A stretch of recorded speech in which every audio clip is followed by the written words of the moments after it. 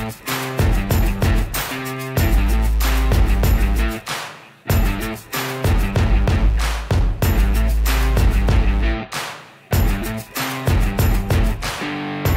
watching Tech Terrain. Today, we focus on optimization and timing, and of course, profitability. Our guests include Thomas Strydom from Sion Agri, Wandile Sihlobo from Agbiz, and Stehan Cloete from AgTech Africa, alongside Admire Mutsvairo from John Deere. Hello and welcome to the second episode of this year's Tech Terrain series. I'm Tony Ndoro. Now, in the previous episode, we looked at the pillars of an integrated farming operation. In this episode, we focus on soil health and analysis and find out what's happening in this particular space. We also look at the implementation of technology and the benefits it holds for farmers.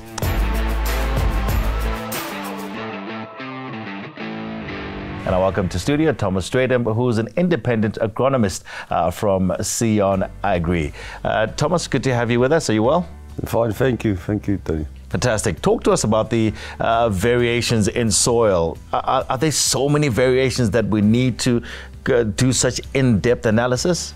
Yes, definitely, Tony. I think if you look a few years back, farmers normally just took 1 or 2 samples per field or per farm, and from there on the fertilizer agent or agronomist will do a recommendation and they will applicate the same product over the whole farm or the whole field.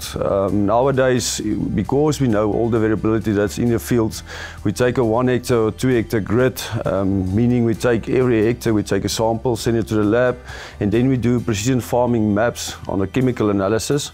From there on, we can determine what the variability are and then do rectification maps for them on lime and fertilizers. But the variability is immense in the fields, especially if you go to the Highveld or the Eastern Free State. There you get 5 or 10 different soil types in a field.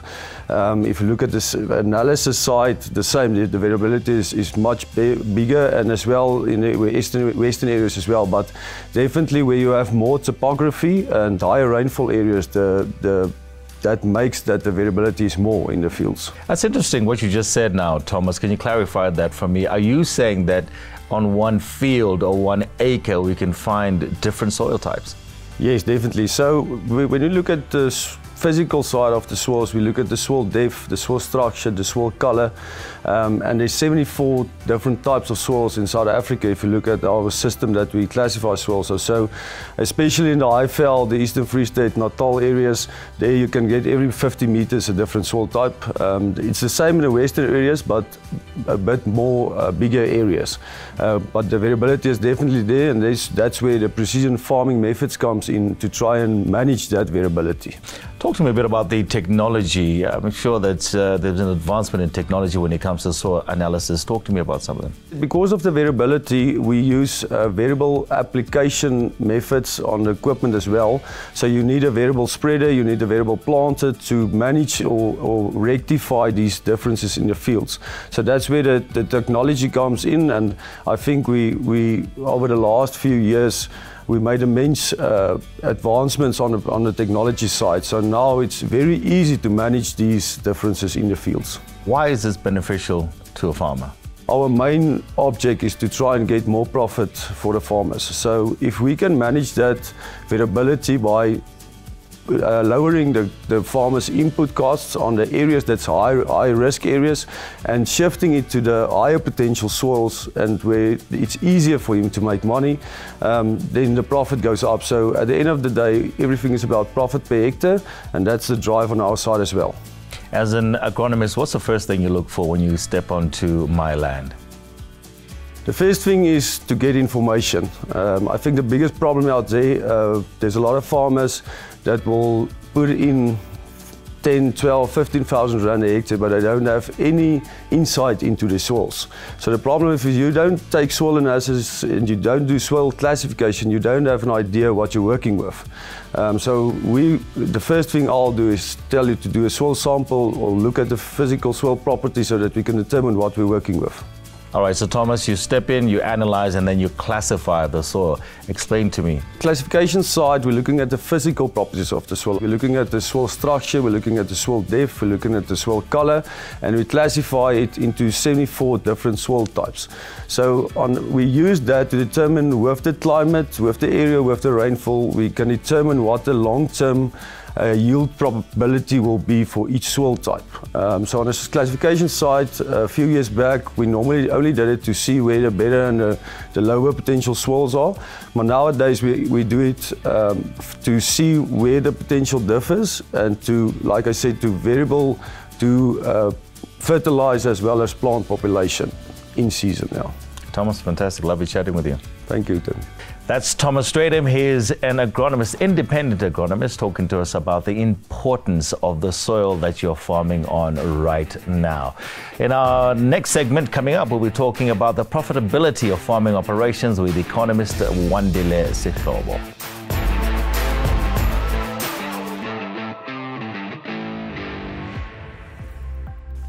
Well, let's continue our discussion on profitability. We heard from Thomas Strydom about the importance of soil analysis if you want a profitable operation. And of course, profit is at the heart of any farming operation, and there's a host of factors to be considered. I'm glad to say joining me now is Agbiz's chief economist, Wandile Sihlobo. Wandile, good to have you with us as always here on Tech Terrain.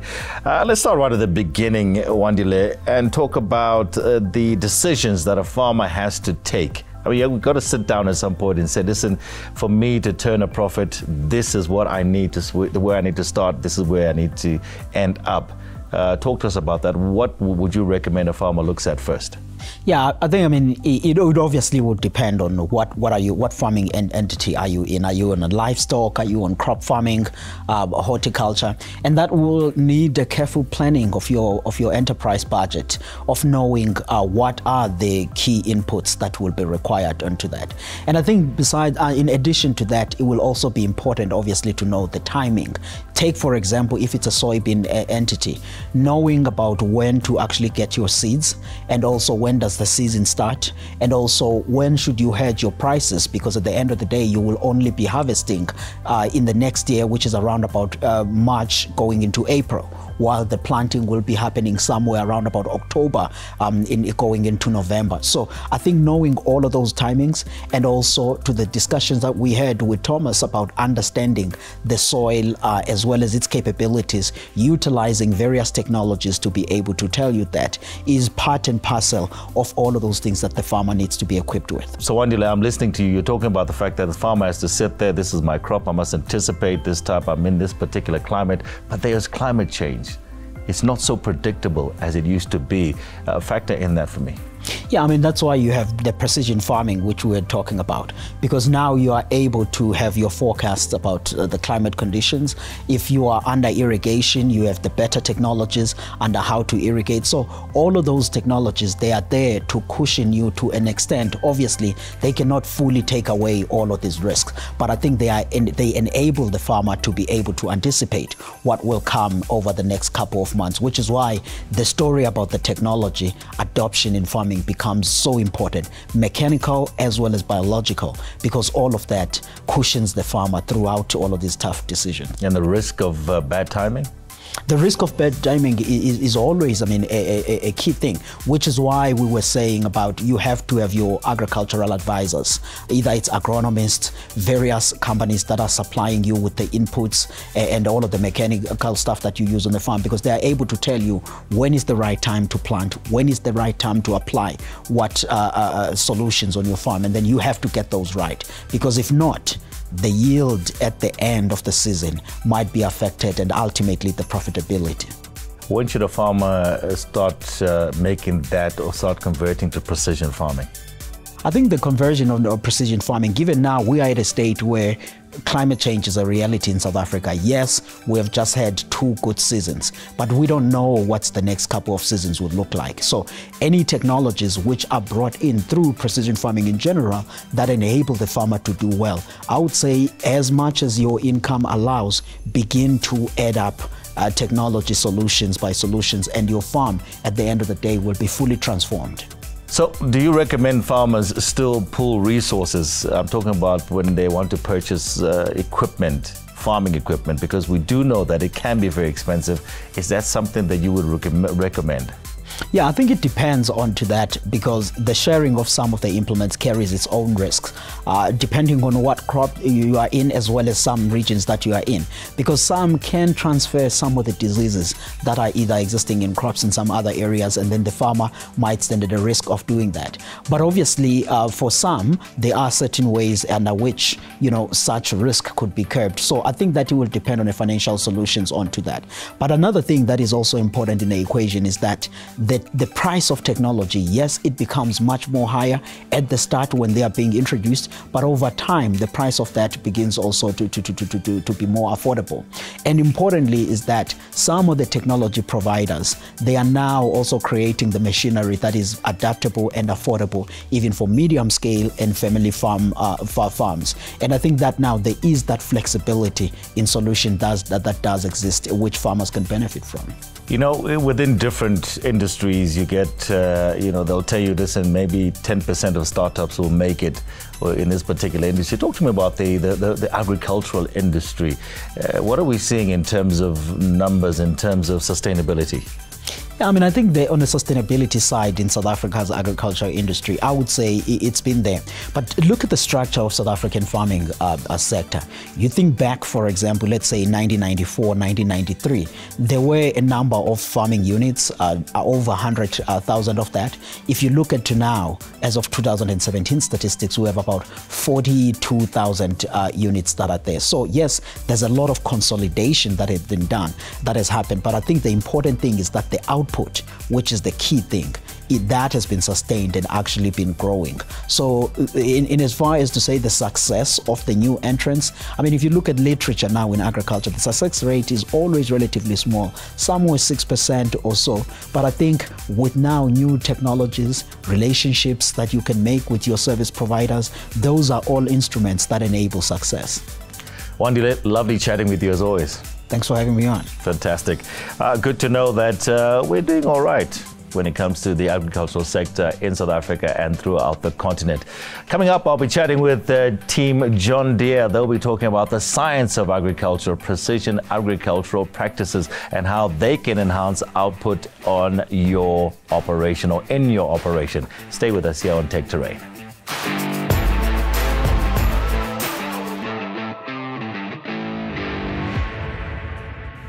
You're watching Tech Terrain, and up next, a focus on precision agriculture. Joining me is Stehan Cloete from AgTech Africa and Admire Mutsvairo from John Deere. Gentlemen, welcome. Good to have you with us. Hello, Tony. Stehan, let me start with yourself. Precision agri practices, that's a passion of yours, but can you just break it down for us? What does it mean? So, Tony, there are different levels of precision agriculture. So throughout the spectrum of farmers, you can either enter by, say, looking at guidance solutions, and then you can be the top-end farmer that uses his data that he collects on his farm on a precision level, and he starts to relook at it every season and optimize on top of that data and on his history, basically. So, but to summarize further, to look at that top-end farmer and where it can go to, is you're farming a zone with specific potential that was measured by an agronomist. That potential has got its own enterprise budget. It's not just the farm level enterprise budget or field level enterprise budget. It's actually a spot within a field that you farm for profitability. So the data that we're speaking about will help you determine which zones are fit for what crop or whatever it is that you want to do with them. That's right, yes. That data basically speaks to your profitability. And yes, you can go into your crop rotation and how you do that planning going forward. But the data it's not just your yield data that you saw last year, you incorporate the different layers that you're measuring. So it's all your inputs got a cost related to that. So you stack all these costs, and then at the end of the season, when the harvester goes over your field, you not only see a ton per hectare, you start seeing a rand per hectare margin that you're making. And that is real actionable data where you can see, look, it's good to be on the front page of the magazine saying I've got the best yield, but did you really make money on that spot? That is critical, isn't it?